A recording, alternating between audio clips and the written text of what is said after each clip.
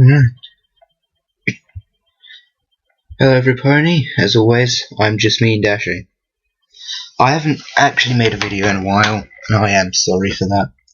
So, to not only say sorry, but also give a very happy birthday to a friend of one of my friends, Sapear, and to give you guys a brilliant video. I will be reading Sapear's fanfiction, The Blank Flank Adventure. Alright. Chapter 1. Government Ponies.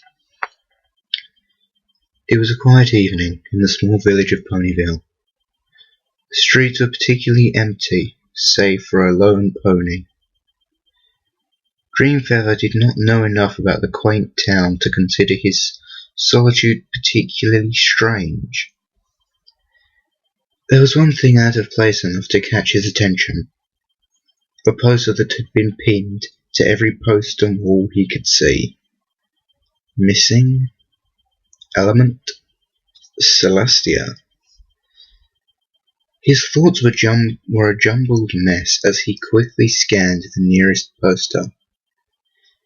Even though he had not expected to give it a second glance, he was quickly drawn in by the questions racing through his mind. How could a pony go missing? I've lost track of objects before, but a pony? Much less any pony of importance to Celestia. And why do I feel like I've met this pony before? The pony pictured at the top of the poster stared at him with magenta eyes that seemed to shine with confidence and pride. Her distinctive rainbow-coloured mane made his mind race with glimpses of forgotten memory. He read the poster much more closely this time. Rainbow Dash, female Pegasus, leader of the weather team of Ponyville and holder of the element of loyalty. The Pegasus Rainbow Dash has gone missing, and Celestia has called for all ponies to report any relevant information to Twilight Sparkle at the Ponyville Library. Element of loyalty? Is that some sort of government office I haven't heard of?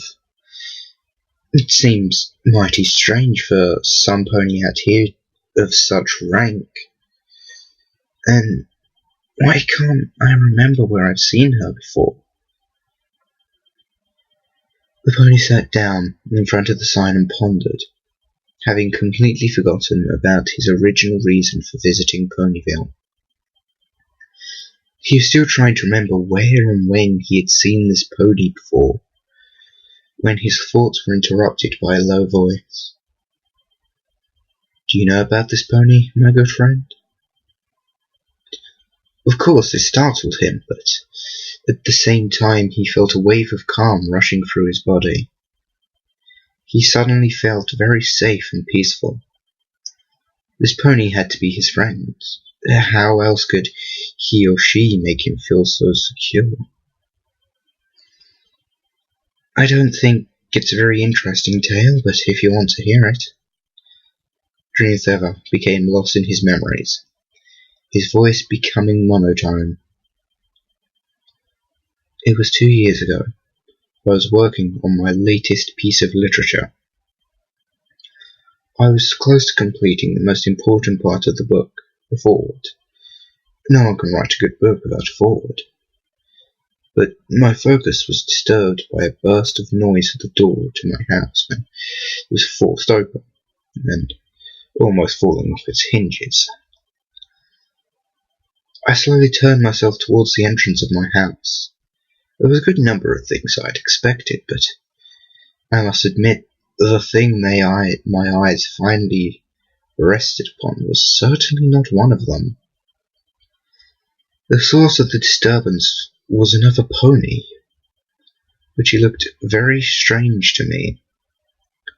Her mane and tail were strangely colourful, and her coat was light blue. Ugh, not again! The Pegasus picked herself up, seemingly not caring that she had just crashed through my door.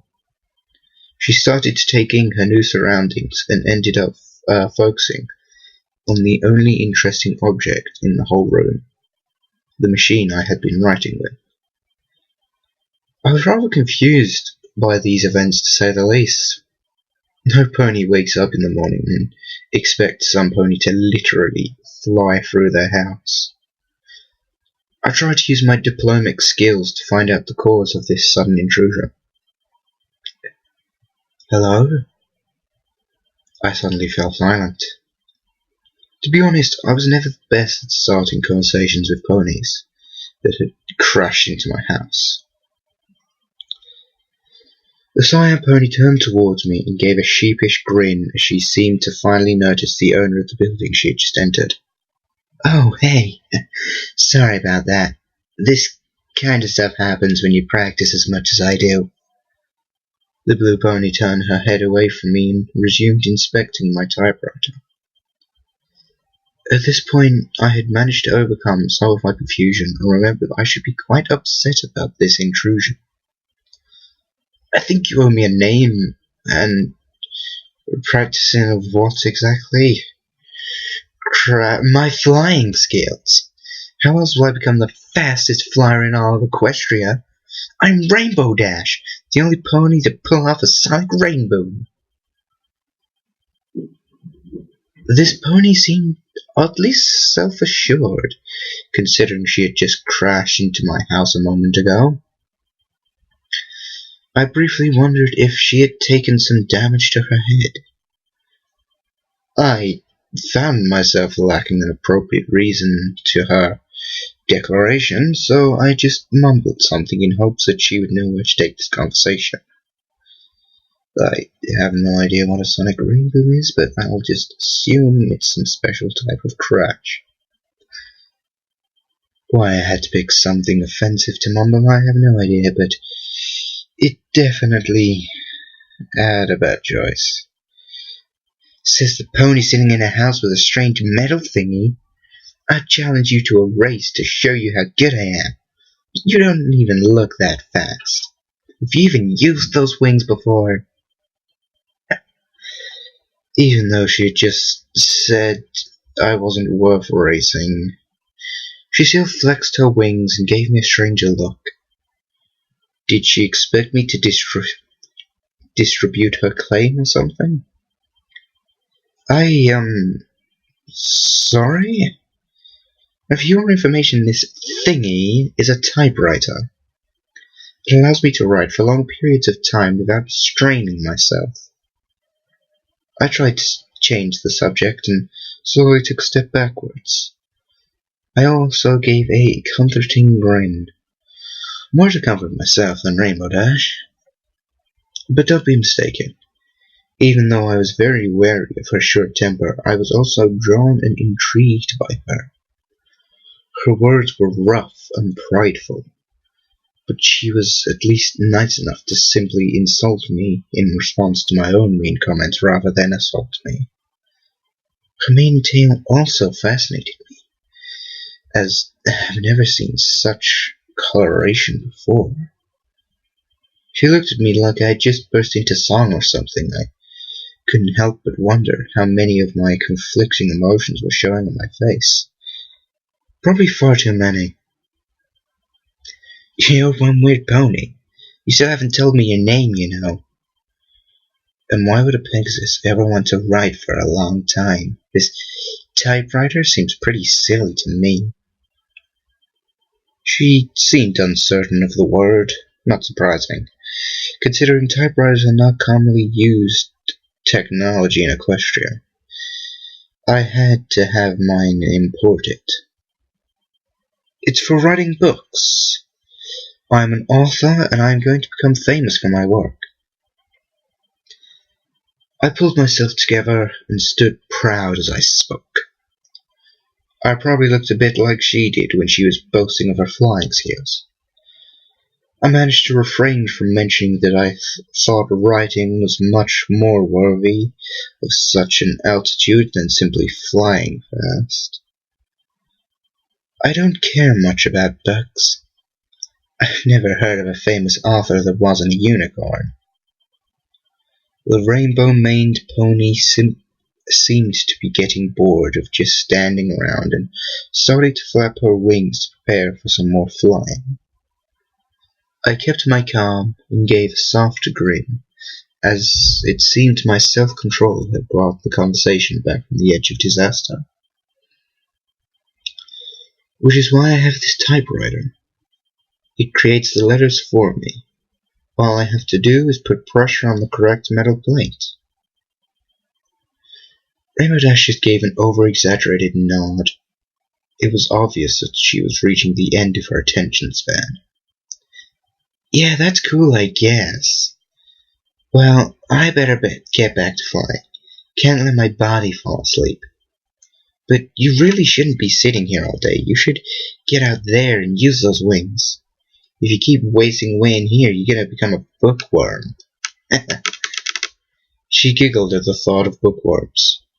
She must have considered books a complete waste of time. I did not giggle. I didn't even grin. I glared at her. It certainly can't be a worse waste of time than crashing all day. I could not understand why she would care about her wings so much. Were they really such an important part of her life? Hey, I was just trying to warn you about wasting your time. Unicorns can learn magic from books, but what can you do with them? You're Pegasus. You should get out there and work on getting that cutie mark. I didn't get mine by sitting in a house all day. She spoke quite passionately on the subject. She seemed to truly believe that she was giving good advice. I should have seen that she meant no offense to me. Sadly, I wasn't very good at understanding other ponies back then. Close the door from the outside and do not bother me again. I barely heard her give a quick bye before leaving. I didn't care. All I did was sit down and continue writing. It was a slow, painful process, made even worse by my anger. But there was nothing else for me to do. Adventures are not to be had, but to be written, I said out loud, forcing myself to believe it. She never did bother me again. Alright. So that was part 1 of chapter 1. I'll be leaving it off here. Be doing the next part of the reading sometime soon. Thank you for watching and see you next time.